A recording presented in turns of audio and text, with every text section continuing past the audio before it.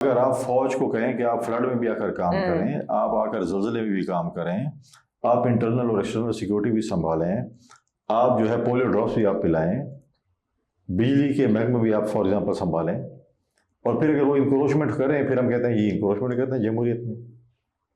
भाई अगर हम अपनी गवर्नेंस ठीक करते हैं, आज अगर हमारी सिविलियन हुकूमत अपना फुल फ्लैश कंट्रोल ले लेती है तो फौज में क्या ज़रूरत है वहाँ पर चौकियाँ बनाए और ऑपरेशन करें, फिर पुलिस ही करे।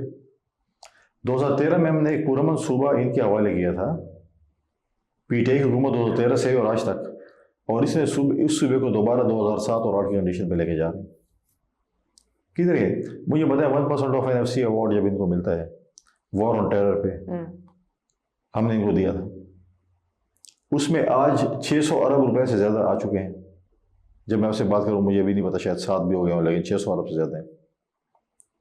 और जब इनसे पूछते हैं कि 600 अरब रुपए अपने मेरे सिक्योरिटी फोर्सेस पे, पुलिस पे खर्च नहीं किए, किधर खर्च किए? पहले मान नहीं रहते कि है ही नहीं, उठाएं इनके क्लिप्स देखें, चीफ सेक्रेटरी साथ बैठे हुए कहते हैं, कहते मान ही नहीं रहे।